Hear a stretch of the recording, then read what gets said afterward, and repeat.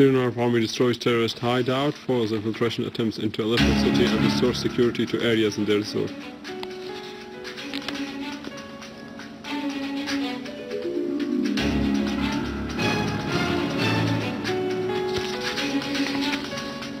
Lavrov, Kimoun and Al-Brahimi's meeting focus in resuming Geneva II talks. The Israeli embassy in Damascus organizes photo exhibition marking the anniversary of Hugo Chavez passing away.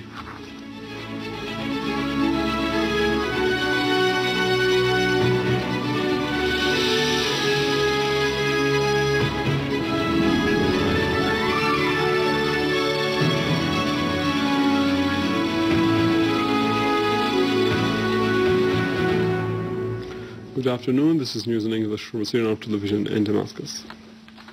We start with our local news in Syria, where the Ministry of Health launched the fourth national polio vaccination campaign, which is in its second day and is going to last until next Thursday and targeting children under 5 years old. Health Minister Saad Naif asserted that the fourth national polio vaccination campaign is targeting all governorates and every child in the next coming days of the campaign. Director of the vaccination program, Dr. Nidal Abu Rashid, said that the campaign was launched in all provinces through 1,200 centers and tens of medical points and mobile crews, pointing out that 7,080 doctors and 1,884 volunteers are taking part in this campaign.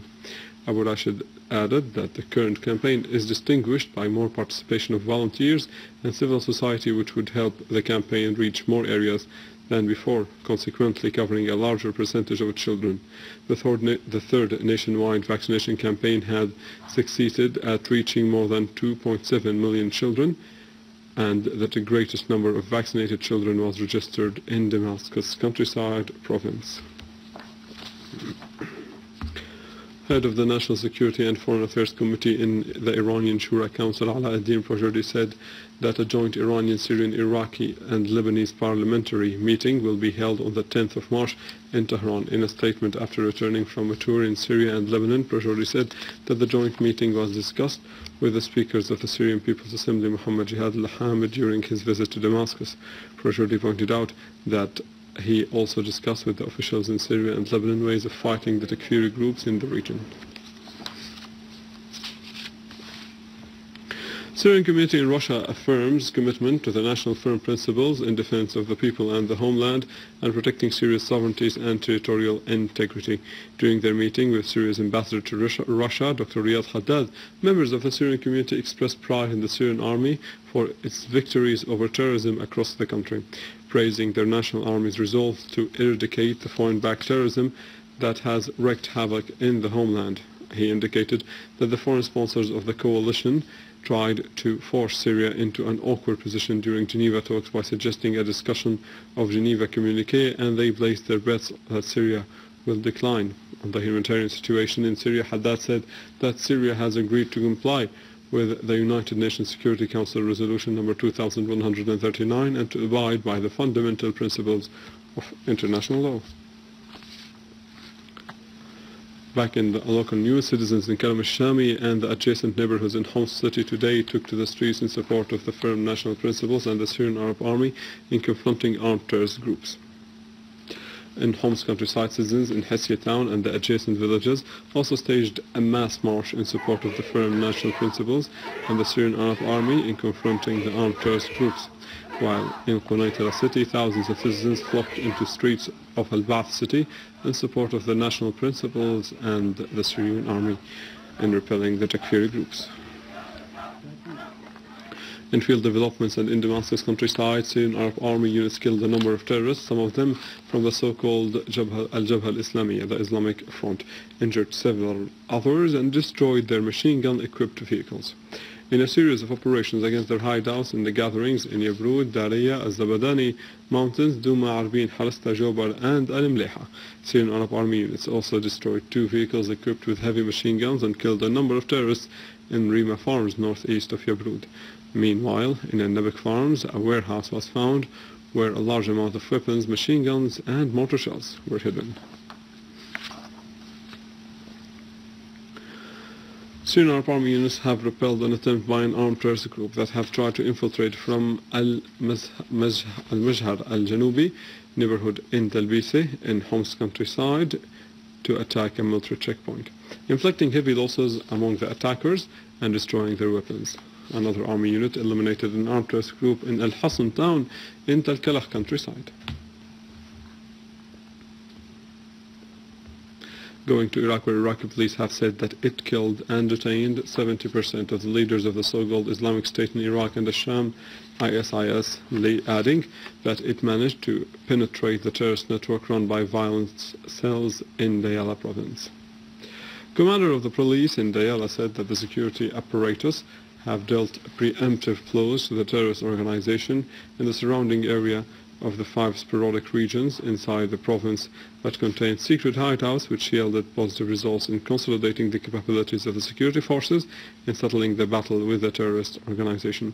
Throughout the last 2 weeks, he further added that 70% of the leaders of the ISIS have either been killed or arrested, whereas others fled the province after disclosing their true identities. In Nainawa province, police forces have foiled attempts of the Islamic State in Iraq and Sham to control areas south of Mosul city. In Misan, east of Iraq, Iraqi police carried out campaigns of storming and inspection, detaining 11 persons accused with different criminal charges.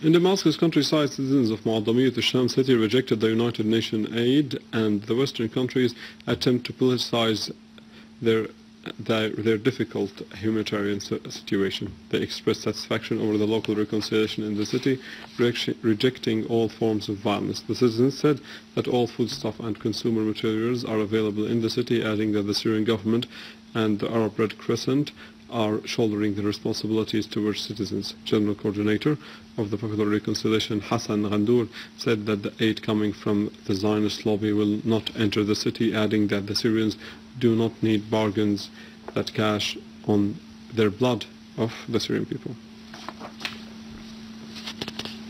Russian Foreign Ministry said today that talks between Russian Foreign Minister Sergei Lavrov, United Nations Secretary General Ban Ki-moon, and the United Nations envoy to Syria, Brahimi, will be held later today in Geneva and will concentrate on the developments of the crisis in Syria. Media and Press Department at the Russian Foreign Ministry said talks of the tripartite meeting in Geneva today are expected to focus on efforts exerted for preceding negotiations of Geneva II conference. The second round of talks of Geneva II between the delegations of the Syrian Arab Republic and the coalition ended on the 15th of the last month without scheduling a date for preceding talks. U.S. Secretary of the Homeland Security Department Jeh Johnson asserts that Syria has become the largest training camp for jihadists across the world, while his country continues to support the terrorists in Syria. A sense returns back that the extremism which was exported to Syria is now posing a threat to the European countries and even to the United States. U.S. Secretary of Homeland Security Department Jeh Johnson, in his testimony before the Homeland Security Committee in the United States Congress, asserted that there are increasing numbers of whom he described as foreign jihadists in Syria, which has become, from his own point of view, the largest training camp for jihadists in the world, exceeding Pakistan and Afghanistan. Johnson pointed out that the state of chaos and instability in Syria comes on top of the priorities for the functions of his department, which is protecting the U.S. security and preventing attacks. Johnson talked about the protection of U.S. security from attacks by what he called as jihadists in Syria. However, we recall the statements of the former U.S. Secretary of State Hillary Clinton, who acknowledged that the United States was the one who created those jihadists. Let's remember here, The people we are fighting today, we funded 20 years ago. Washington's fears that the threat of extremism might bounce back to strike the United States completely contradicts its actions. A short time ago, the U.S. congressman secretly approved financing shipments of weapons to the armed terrorist groups in Syria, whom they called moderate opposition. At the same time, high-level meetings were held to discuss this issue.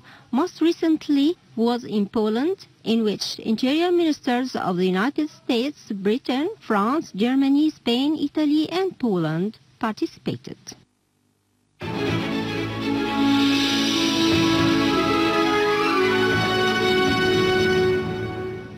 The Venezuelan embassy in Damascus organized a photo exhibition at the Opera House documenting the 3 visits of the late Venezuelan leader Hugo Chavez to Syria, marking the anniversary of his passing.